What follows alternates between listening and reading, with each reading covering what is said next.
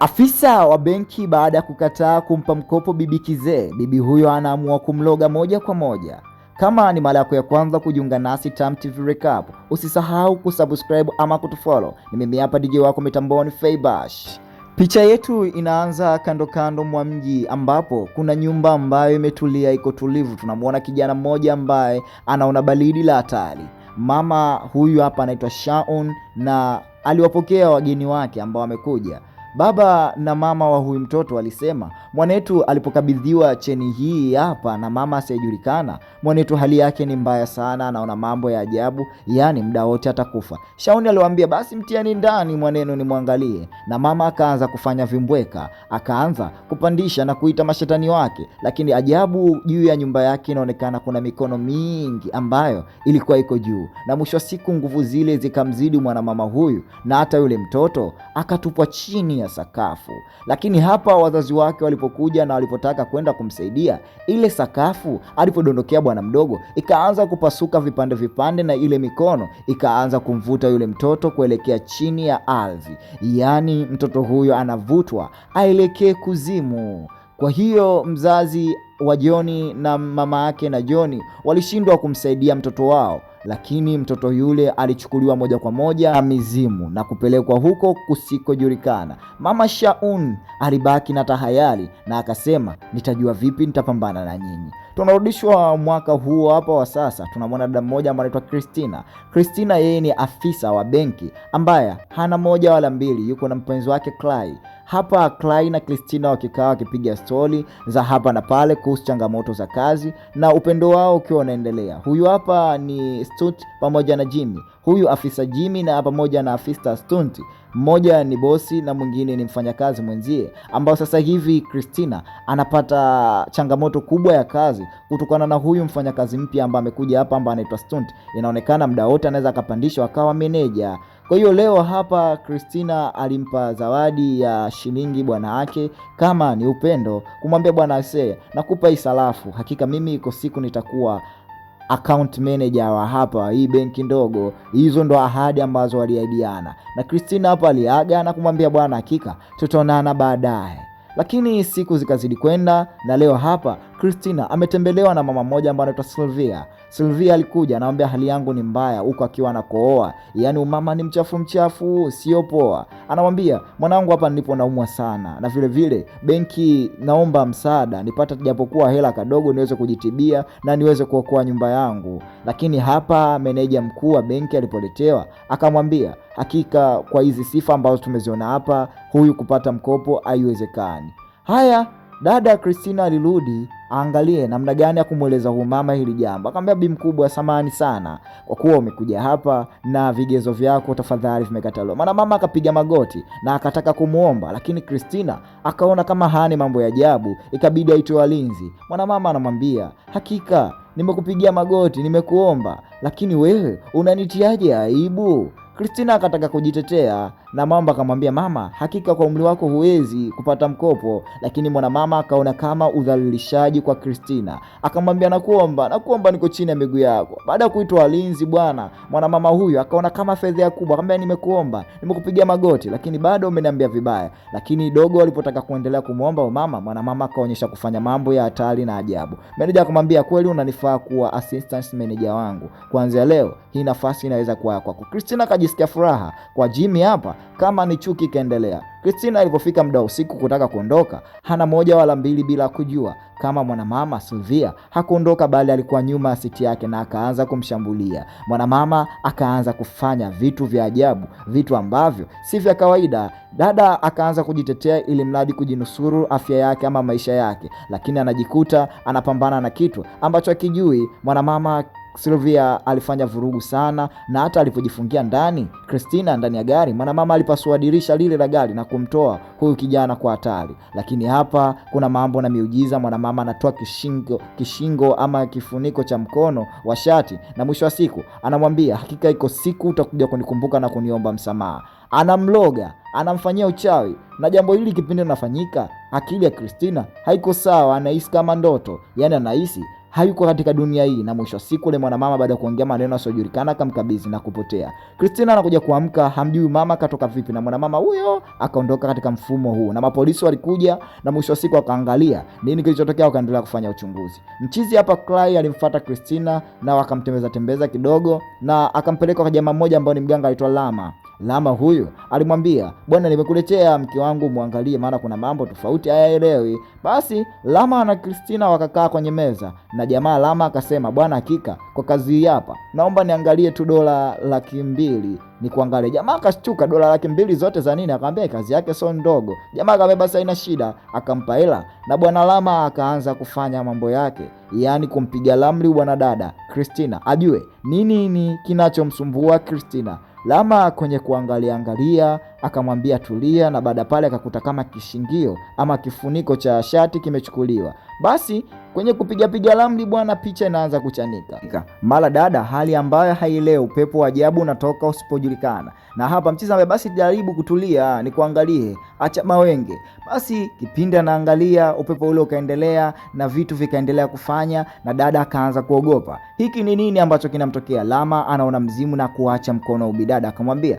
"Haise, kazi yako ngumu bwana." Akamwambia Clay, "Shika hela yako, mimi kazi hii siwezi kuifanya. Yaani kazi hii ni nzito tena ya moto, ila sijui nitakusaidiaje." Na kuangalia labda ile laana na yeye inaweza ikamkuta. Jamaa aliofia kutengeneza kwa sababu hili jambo si la kitoto. Mchizi akasema, "Aiseni, mara ya kwanza nimemwona mganga Lama amerudisha hela. Sijawahi kumuona hata siku moja. Inaonekana hili jambo si la kawaida, ama ni utani tu, kutokana labda hela hii ni ndogo na hela hii nimeitoa mimi." Basi dada baada kurudi huku anakuta zile miujiza na mambo ya ajabu yanaanza kumtokea, mara vyombo vipige kelele na sauti mbalimbali anazisikia, lakini akawa ashaanza kuzoea na kuogopa ndani yake. Uoga upo na mazoea ikabidi aanze kujitahidi kuzoea, kwa sababu ni mambo mageni hajawahi kuyaona katika maisha yake. Mara geti linajifunga lenyewe, mara hiki kinajifungua, mara anaona vivuli vya watu ambao hawajulikani wako vipi, au watu ambao hawaonekani. Christina akaendelea kupata shida kwa usiku ule. Yaani Christina alishindwa kulala kwa sababu yeye mwenyewe ameyakurupua, akaanza kupigwa na vitu ambavyo havijulikani. Clay alipokuja hapa alimkuta huyu dada yuko na katika hali mbaya, hali ambayo yeye mwenyewe dada aelewa. Anamwambia, bwana, naona miujiza tu, mimi mwenyewe hata sijui nafanyaje, tafadhali naomba unisaidie. Umeelewa? Mchizi akaangalia namna gani anaweza kumnusuru mpenzi wake ama akamsaidia mke wake. Akamwambia, basi leo tutalala wote pamoja. Na kweli walilala, lakini ghafla anajihisi inzi anaingia ndani ya mdomo wake, na yeye alijua kama ndoto, kumbe si ndoto bali ni kweli. Na kufungua macho anamwona yule bibi akifanya, na akatoka ndani ya ndoto, kumbe haikuwa kweli. Basi hapa aliporudi kazini, Jimmy alikuja hapa na kumweleza, lakini jinsi Jimmy anavogonga ule ubao ni kama yule mama Sylvia. Dada akaanza kuogopa na ikabidi ampige kelele Jimmy. Akamwambia, bwana, toka hapo usinifanyie vurugu, si hivi na hivi na hivi. Akajikuta na damu zinamtoka puani, mara damu zinamtoka kwa wingi. Dada huyu akashindwa kukaa vizuri kazini, lakini haya yote yanamtokea yeye mwenyewe hata ajui. Na leo alishindwa kabisa kufanya kazi na ikabidi aulizie Sylvia anakaa wapi ama anapatikana wapi. Lakini hapa alipofika kwa Sylvia anaambiwa, samahani, Sylvia ameshafariki dunia. Hatari! Dada alichanganyikiwa na kupata mawenge, na mwisho wa siku Sylvia maiti yake tena ikaja kamdondosha urojo, so urojo, mauchafu, yani hii picha ni hatari tupu. Basi dada alirudi moja kwa moja kwa mzee Lama, bwana, hiki kifungo ndo ambacho kinanipa mimi laana, nisaidie, hiki kifungo kinatoaje hii laana? Akamwambia, sikiliza, uchawi ambao umejua wewe ni uchawi mkubwa sana. Uchawi huu hautoki kawaida.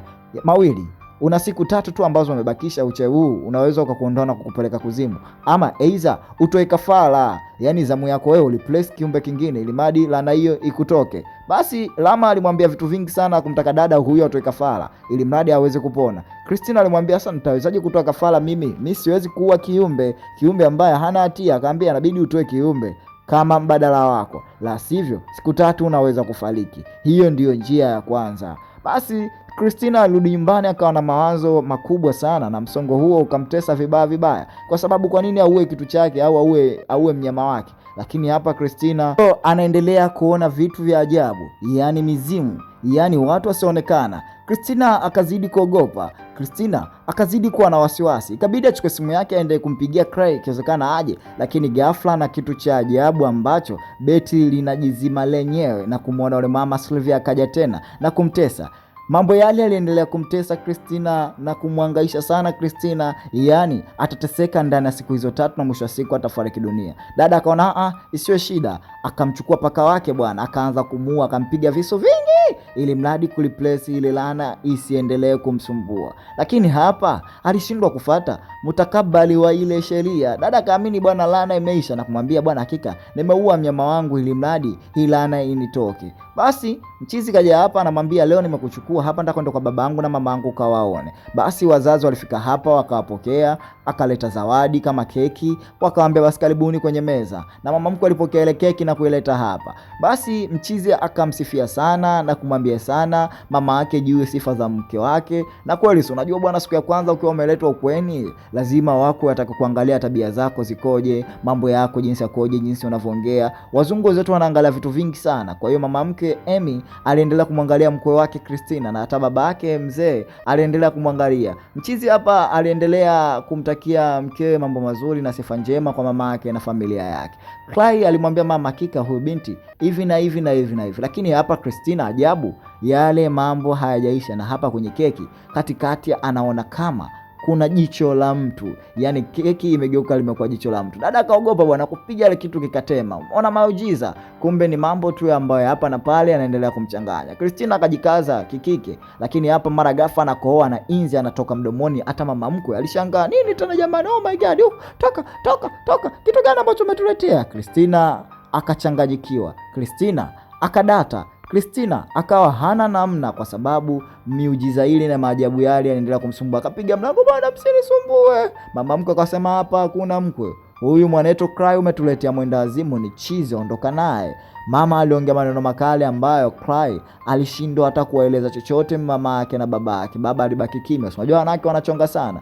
Jamaa huko alikuja moja kwa moja mpaka kwa Lama, akamwambia, uliniambia nikitoa mnyama wangu laana hii inaisha, inakuwaje laana inaendelea kunisumbua? Akamwambia, sikiliza, hizi wewe laana umechelewa kutoa, yani ile siku ile ambayo umekwambia jambo hilo ungeenda kufanya, lakini mpaka sasa hivi inaonekana laana inaisha kwa kubwa na haiwezekani kutoa tu mpaka na bila kutoa sheria ama dua zozote kuzifanya. Kwa hiyo hapo cha msingi inabidi apatikane mtu mkubwa wa kukusaidia na mbuzi apatikane wa kutoa kafara, yani hawa mizimu wanataka damu nyingi. Sasa hivi Christina anataka kujipambania nafsi yake kwa sababu mambo yashamchosha. Na mchizi hapa akamwambia, kwa hiyo inabidi tutafute mbuzi. Akamwambia inabidi patikane mbuzi na mbuzi huyo atolewe kafara badala yako. Kwa hiyo jamaa baada ya kupata yale maneno akaenda kukopa hela kwa sababu ya kwenda kununua huyo mbuzi na kwenda kumlipa mganga, kwa sababu kaambiwa ni harama kubwa sana kutoa ile shetani ama kutoa huo mzimu. Basi kama ilivyokuwa kawaida, mama akakataliwa na yule meneja wake wa benki, na alipokuja huko akakusanya vitu vyake vyote vya muhimu ili mradi aende kuuza, ikiwezekana ajitibie, si unajua tena kifacho mtu chake. Basi dada akaanza kuchanganya mazingira, lakini bado ule mzimu ule mama Sylvia unamtesa. Lakini hapa mwanadada anajikuta anapambana na akauza vitu vyake na kupata fursa ya kwenda kujagua. Akamwambia, jamani, mbona labda nipa kidogo? Akamwambia, bwana sikiliza, vitu vyako vyote gharama yake hapa. Akachukua mkoko akachanganya lolo kwa nyumbani, na bwana yake Clay alikuja. Akamwambia, hakika kweli unataka kujitibia? Basi sawa, mimi siwezi kukuacha kwa aibu ambayo imetokea pale nyumbani, lakini mimi najua kitu gani ambacho kinakusumbua. Mimi na wewe tuko bega kwa bega kwa sababu nakupenda sana. Maneno yale yalimtia Christina nguvu, ikabidi watoke yeye na bwana wake moja kwa moja mpaka hapo alipoelekezwa kwa huyo mwanamama ambaye anaweza katibia. Basi Christina alikuja akamtibia, lakini ikumbukwe huyu hapa Lama, kumbe mama yake mzazi ni yule Shaun. Mama pindi picha yetu inaanza kipindi alikuwa msichana mdogo, lakini Clay aliambiwa bwana baki nje huko, na hawa waliingia ndani watatu na wakaambiwa akaletwa mbuzi. Na mbuzi alipoletwa na jamaa mmoja ambaye Milas alimleta mbuzi huyo. Mama akamwambia, hakika mambo yatakaa sawa, lakini nitapokuombea dua na utapona mimi mbadilika, shetani wote ataponiingia, utachukua mkono wangu mimi utaniweka katika huyu mbuzi. Mimi nitamuita huyo mzimu utauweka katika huyo mbuzi, na huyo Milas kazi yake ni kuchinja asichelewe. Utapoweka tu mkono wangu katika huyo mbuzi, basi Milas achinje. Dua ikiendelea kupigwa na mizimu ikaonekana kama anataka kuingia ndani, yani anakuja kwa asila kuatisha. Vikombe vikaanza kupasuka. Dua ikiendelea na mama akiendelea kukwanga, na mama akiendelea kuongea na watu ambao hawajulikani, kuongea na mizimu, akaanza kuikemea, jamani mshindwe na mumuache wa binti hivi na hivi. Mama akaanza kuongea, na mwisho wa siku mapepo mazito akamuingia, na mama akaanza kubadilisha sauti za hapa na pale, na kama dada Christina alivyoelekezwa, Basi dada hakutaka kulaza moyo wala kulaza macho wala kupepesa chochote, na akaangalia na kumtiming yule mama kipindi anataka kumshika kamwekea katika mkono. Sasa Milas alipoambiwa chinji, yeye akakosea bwana, mbuzi akakwepa panga na akamng'ata Milas, na ule shetani akaanza kumkang'ata Milas na kumuingia moja kwa moja. Baada ya kuona damu, Milas akapambana sana, akaanza kucheza, lakini kutokana nguvu zake huyu bwana mdogo Lama zilikuwa ndogo, na yule tapaka wake alimtoa kama sadaka alitoka mdomoni kwa Milas. Yaani mama huyu alifanya miujiza, lakini Lama alimwamsha mamake, na mamake alipambana sana, lakini kutokana mama alitumia nguvu nyingi kufanya hili swala, hakuweza na yeye kumudu hali halisi. Mama anapoteza nguvu, mama anafariki dunia baada ya kufanya huduma hii. Lama anajikuta amempoteza mama yake kutokana na kazi nzito ya kumopoa Christina. Kwa hiyo Christina leo ameondoka na watu wawili, yaani Milas pamoja na mama yake Lama ambao ni Swan. Basi Lama alimwambia hakika mipango yote imeshatokea, lakini sasa kwa jambo hili ni zito sana. Sasa lete hiki kifungo na iye ratia humu pamoja, na ikiwezekana wewe hii lana ukamkabidhi mtu hii karatasi, na lana hiyo itakutoka itaenda kwa huyo mtu moja kwa moja, ama ukiweza mrudishie yule mtu aliyekupa lana hiyo hata kama amekufa. Kwa hiyo dada hapa aliwaza na kuwazua nani ataenda kumkabidhi bahasha. Hapa huyu mpenzi wake anashindwa kumkabidhi kwa sababu licha alikuwa nje, na hapa kwenye kupita pita wanamkuta tena huyu mama kama kawatokea. Kumbe walipoangalia vizuri hakuwa huyu mama, bali alikuwa ni mzee tu mmoja, mtu mzima ambaye alikuwa anapita na alifoka sana. Unajua watoto mnaendesha gari ovyo, lakini sasa kwenye kupiga break hapa, ile karatasi ya huyu dada iliondoka chini, na huku chini kulikuwa na makaratasi mengi ya huyu bwana wake Clam. Basi dada alitafuta ile karatasi ya huyu bwana wake, lakini hakuipata, na mwisho wa siku akapata tena ile karatasi yake ambayo yeye ni karatasi yake, na akaichukua. Basi hapa wanacheka na anamwambia hakika mpenzi wangu, nimefurahi sana na ili swala naenda kulimaliza, ila kesho tukutane mapema katika station ya treni. Pale tutaongea vitu vingi na tutafanya vitu vingi, maana kuna sehemu natamani kwenda. Basi dada huyu alitoka usiku mzima anamtafuta nani wa kumkabidhi bahasha ya ile kifungo pamoja na hii hela. Nani atampa ili mradi ilana imondoke. Akamwona mzee hapa amekaa, lakini ghafla akitaka kumpelekea yule mzee, kumbe alikuwa yuko na mpenzi wake ama yuko na kibibi chake mwenyewe. Amekuja akasema da aisee, japokuwa mzee amekatisha maisha na muda wote anakufa. Basi kumbe yuko na kampani yake, nikimuua huyu mkewe atajisikiaje? Christina hapa alipotaka kumpa huyu mpishi, naye akasema huyu anaweza kawa na familia, nimpe nani karatasi madi ujinga huu muishi. Hapa akamuona ampigie Jimmy kuja hapa kwa sababu ni mtu ambaye anagombania nafasi moja ya kazi, lakini naye vile vile Christina loya huruma kumpa Jimmy karatasi ilimshinda, na akaona si vyema kumpa huyu Jimmy.